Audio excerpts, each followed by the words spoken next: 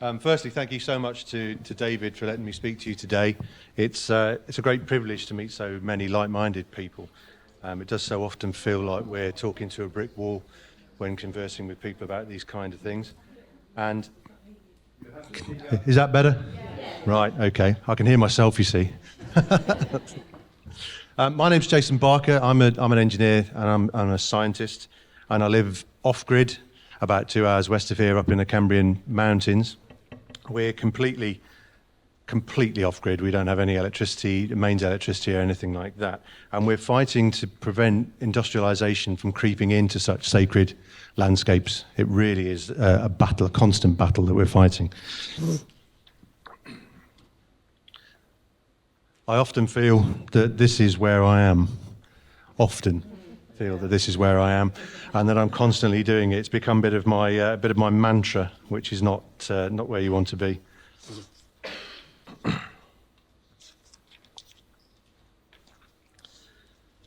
I want to say a few words. I want to start by making a few. I'm not very used to a microphone. I'll start making a few statements so that you know where I stand. The first thing that I want to say, and I think a lot of people in this room will agree with me, there isn't a climate crisis at all. CO2 is most certainly not a pollutant by any measure. It's actually a vital life gas, and that without it we're going to be in real trouble without carbon dioxide. And if we look at the geological records, we can see very clearly that it's been much, much higher levels in the past. And indeed, commercial growers introduce carbon dioxide into their greenhouses to make things grow better. So there's no way it can be said that it is a pollutant in any way, shape or form. We have a little slide here about Greta and her friends. None of these predictions have ever come true. Not one of them. And nobody seems to be wanting to call this out, which is very, very strange indeed, I find. Very, very strange. It's definitely a scam that is being used to control us through fear. It's very much the normal cycle of things to see the climate changing. It's got very little to do with us, and it's got very little to do with carbon dioxide as well.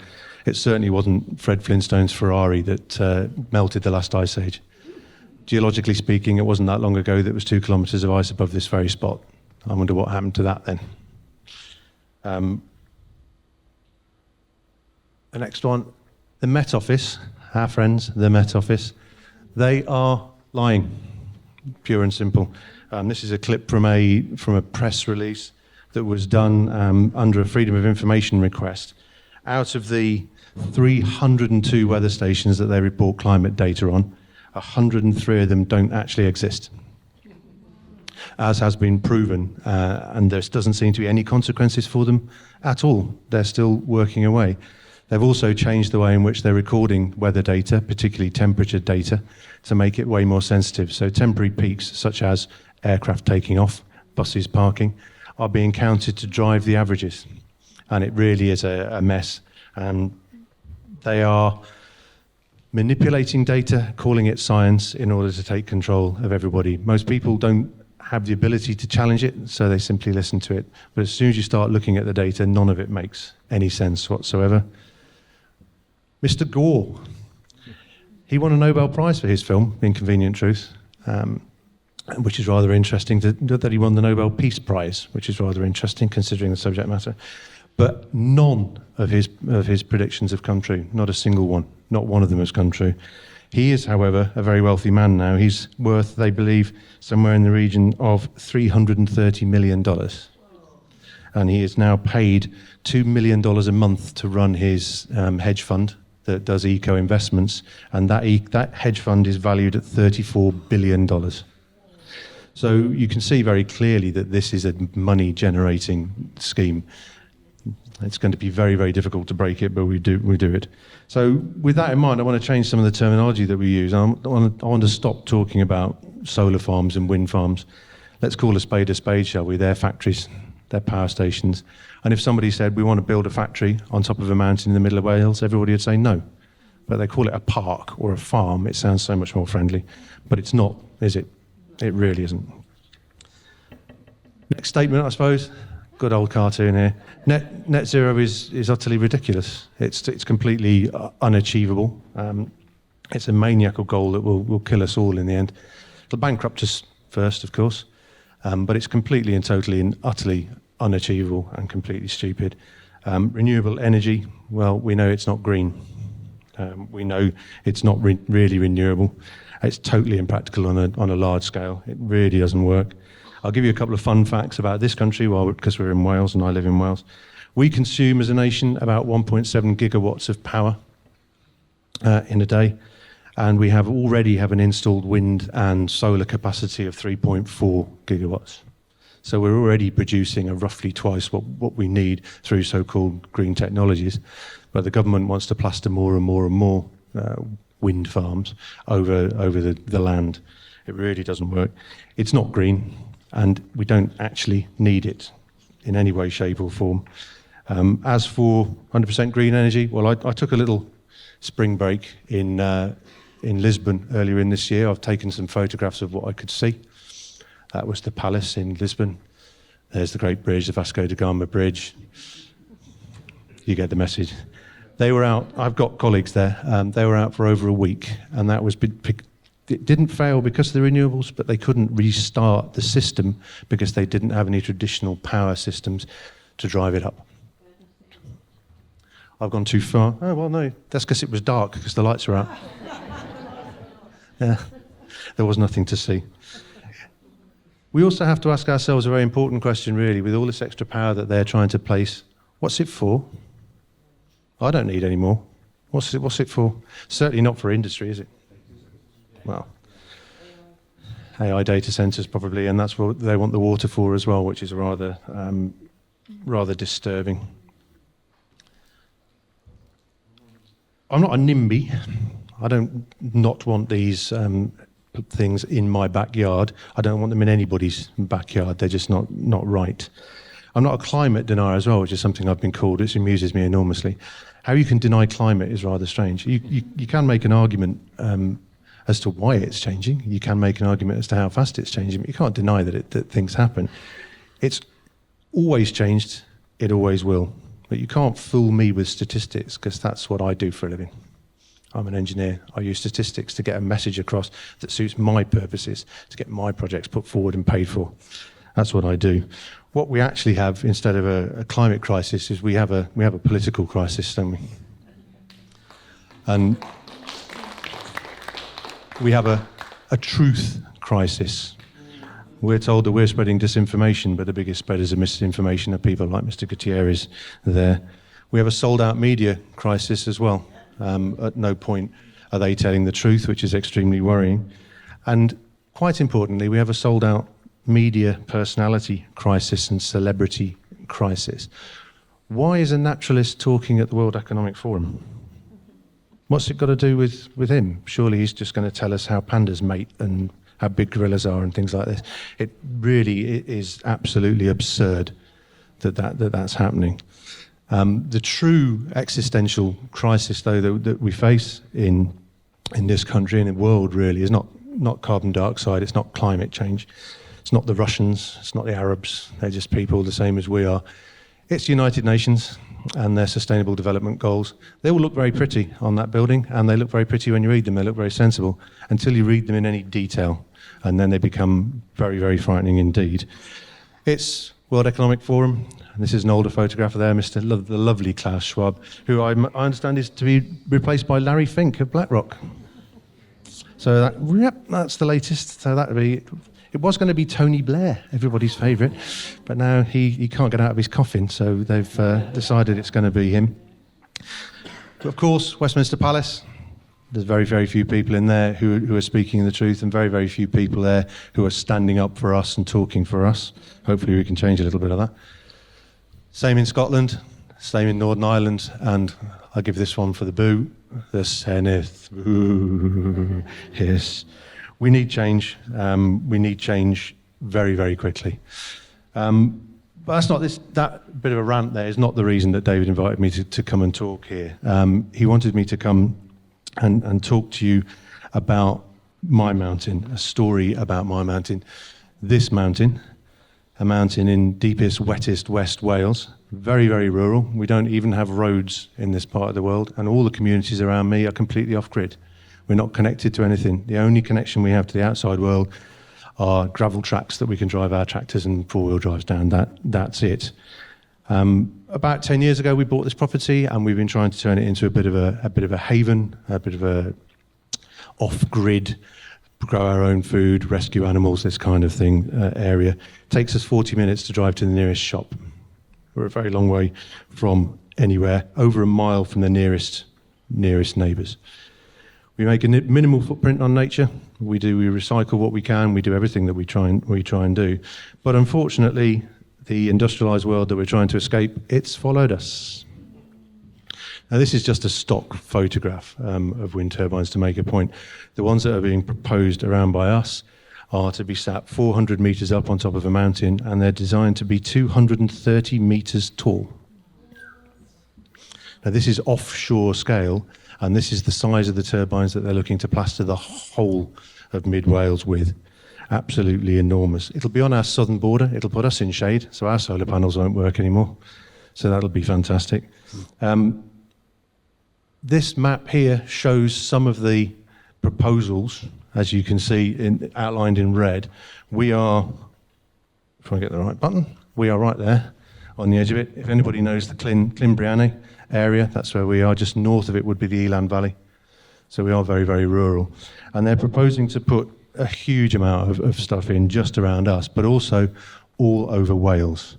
And what you can see there is a number of different proposed parks for solar and wind, and the big red lines are the transmission lines that are needed to get that power out.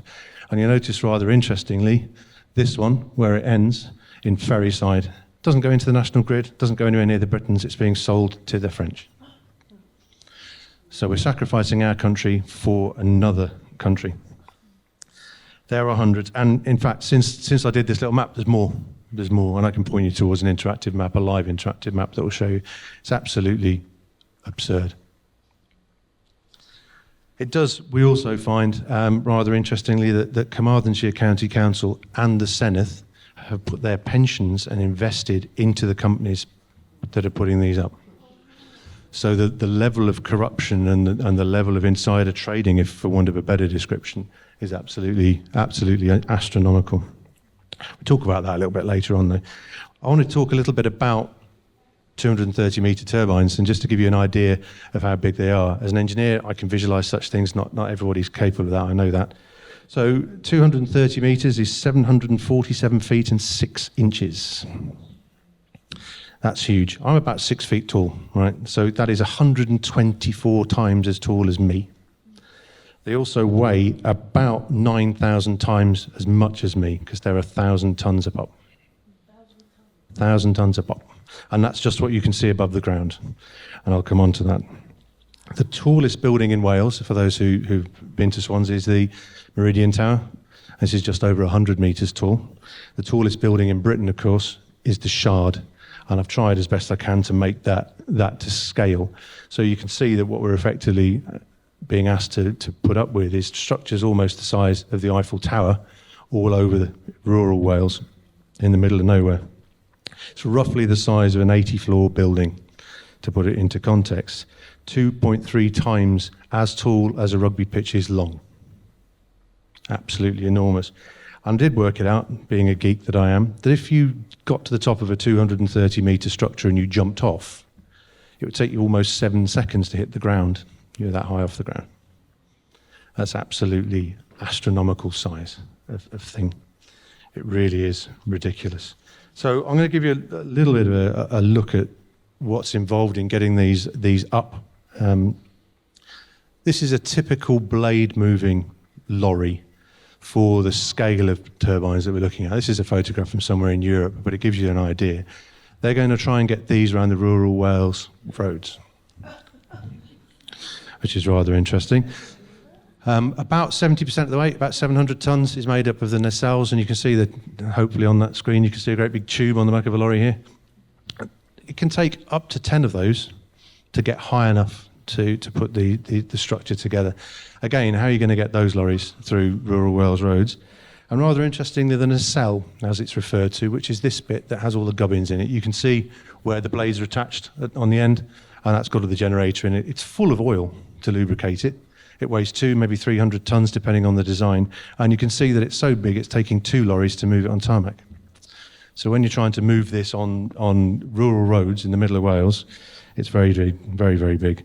1,000 tons in total. That's 9,000 big men, 400 Range Rovers, 23 fully loaded articulated lorries. Absolutely huge. The fun part starts when they start looking at the foundations, though. You need about 3,000 tons of steel reinforced concrete to hold these up, stop them blowing away in the wind.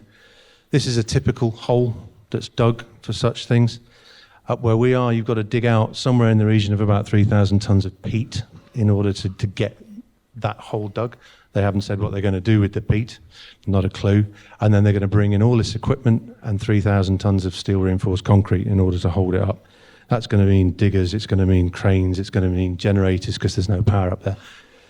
This is a very typical kind of thing, absolutely enormous. So we're also going to have to think about the access in here and how they're going to get the roads in. The roads are very narrow in Wales. They're not designed for anything bigger than a tractor or a Land Rover. So it's crazy. I mean, we're at the point where cyclists have to stop to pass each other in the roads around by us. We're a long way from anywhere. So how many mature trees are they going to need to cut down in order to get this done? How many hedgerows are they going to need to grub up to get this down? And how much viable farmland are they going to have to plaster in order to get this done? Also, our heritage is being dug up. There are standing stones and stone circles in the land above me which they're tending to demolish because they're in the way. They've been there for 5,000 years or more. They're going to demolish them. And the very access that they're looking to get into the forestry through is the Dollau Cothi gold mine. Now, the Dollau Cothi gold mine is still, it's a tourist site now, but it's the only Roman gold mine in Britain. And the road they're taking will go straight across the fort where the soldiers lived, which is a scheduled monument. National Trust own it. Cadw, who are the rural protection or the heritage protection people for Wales, have both said, that's fine, just build the road over the top. Put 6 foot of gravel over the top, done. No problem. No damage, no worries. Our heritage doesn't really mean an awful lot to these people, and they're all being sponsored by the government, of course. Well, we won't talk about the cranes. We'll have a little look. There's some lovely, great, big, enormous cranes. You can imagine these on rural roads, can't you? That crane itself weighs 100 tons, but it also has to have about 400 tons of ballast to do what it needs to do, which comes on dozens of other trucks. So it's a colossal thing. Also, then, once it's beginning, we'll start to build it then, won't we? You've got the nacelles coming in here on ships. These are all coming in from China as well, by the way. So all the equipment's travelling halfway across the world to get to us in diesel-powered ships. Superb, well done. Then we start to build it. But it's not going to be Bob, is it? It's going to be hundreds and hundreds of men. It's going to be months and months, if not years and years of disruption work, noise, disruption, and pollution from all of this. It's absolutely crazy. And of course, then you're going to need to connect it to the grid. Well, that's very interesting. How are you going to do that? The only way you're going to do it is through pylons. Miles and miles and miles of pylons. And as we saw on the previous diagram, from where we are, 45 miles of pylons at this kind of scale down to the sea across farmers' land. Because it's a infrastructure project and it's important to the country, the farmers whose land this is on have no say as to whether they happen or not. They are told, you're having them, and that's the end of it. And they get arrested if they try and stop it. Which is lovely, isn't it? So, in order for net zero to be a success, we're going to have to say bye-bye to this. This is the view from the Tom Cotty Caves up towards my property. My house is underneath this mountain at the back here. So we're going to have to say goodbye to the Celtic rainforest. It's the last one in Europe, we're told, here in West Wales. We're going to have to say goodbye to the upland peat bogs, to the red kites, to the sessile oaks, and to the dark skies. We have an international dark skies designation where astronomers come from all over the world to look at the stars. They won't be able to with these things up because they'll have to have navigation beacons on them that will be on 24 hours a day. So we will see a red glow as if there is a city on top of the mountain.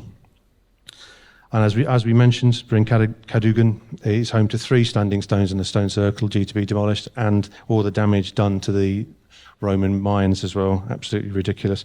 They are not in any way thinking of preserving them. They're thinking of getting them out of their way. What they're planning for us is this. It's an industrial hell, isn't it? Absolute industrial hell. Slower wind and more rainstorms, and the rain-absorbing peat bog being replaced by concrete. We get 2 meters of rain a year in that part of the country. Where's it going? It's going to cause massive flooding. It's going to cause all sorts of other problems. It's going to be very noisy. There's going to be a lot of microplastic debris being thrown around off the wingtips. It's just the way it works. And we're going to end up with the most expensive electricity in Europe. Not the cheapest, not the most stable. All of our ancestors will be absolutely rolling in their graves in this. There's an awful lot of talk about Owain Glyndŵr at the moment, and I'm sure he'd be sharpening his sword if he saw this. I don't know what they fought for and died for us then to just concrete everything over. It doesn't make any sense at all. But of course, we do live in a democracy, don't we? So, we should be able to talk to these people and have people supporting us in our fight. But, well, National Trust? No, they've sold us out. They've said that we can go over scheduled monuments, that's not a problem. Woodland Trust, do you think they'd be interested? No, they support net zero. So does the RSPB, although we are fighting with them and they might be turning a corner, we hope. TV naturalists, you'd hope you'd be able to get some of those on board, didn't you? Nope, none of them. Mainstream news? Nope, none of it, I'm afraid. They're simply following the narrative, following the net zero agenda. You might think this is all to some form of a plan. You might be tempted into that, but you're right. We have a voice to be heard, you would expect, and they'll fight and stop it, our politicians, but as you can see here on the picture, there's 2 politicians on this picture. There is the First Minister and the Minister responsible for approving these kind of things. Both of them, you'll notice, at a Butte Energy conference. Fully bought off. Because we are in Wales and the rules are different, large-scale developments like this are considered DNS, which is a development of national significance. And what that means is they don't go through the traditional planning process. They don't have to go through the planning process. This lovely blonde lady here gets to make the final decision. And she doesn't have to listen to the advice of any of the planning people who've read the environmental studies and things like that. It is entirely her decision. And they're in the schools. They're in bed with these people. They think it's funny. They really, really do. And as we say, they have their pensions invested in it. They have a vested interest in it happening. It really is not a good situation. Once we've done this, once we've plastered the environment in these wind turbines and the solar panels and everything else, there's no coming back. You've killed the land. You've destroyed it. It takes millennia for peat bog to form. It forms at something in a centimetre a year or something like this. It takes millennia for it to form and to come back, so it's completely destroyed. And whenever I talk about this, I'm often asked, why? Why are they doing this? Why are they? It doesn't make any sense why they're doing it. And I struggled for years to explain it to anybody. And then Phil stood over there, made a lovely film all about it, and he's condensed years and years of research. If those of you who haven't seen it, you do need to see this. They have condensed years of research into a 2-hour documentary. They obviously couldn't include everything, but it gets the point across very, very well indeed and helps wake people up. It's very, very good. So a very big thanks to Oracle Films for doing that for us and for allowing us to be part of it. I think it's very important. And also thanks to Mark Revitt Photography for the photographs that he's given me of the local area as well. So to conclude it all, really, we need a new government. We need a government that's going to listen to us, a government of the people. We need one that's got some integrity, one that works to realistic, achievable goals, one that doesn't want us to live in a Marxist technocracy. Mr. Orwell here, he would be turning in his grave. The book he wrote was a warning, it wasn't a manual, and it's being used as a manual. So I ask you, people here at this conference, to be the change, to help us make that change. Challenge net zero, it makes no sense. Challenge the carbon dioxide is poison narrative, that makes no sense at all. Be that 5-year-old and ask why. Anybody tells you anything, what? Why? And they cannot give you a cohesive argument. When you start digging into them, they cannot give you a cohesive argument because it is simply rhetoric. Challenge Agenda 2030, it's all completely insane. It really is. So thank you very much indeed for listening. I'll hand the microphone back over to David.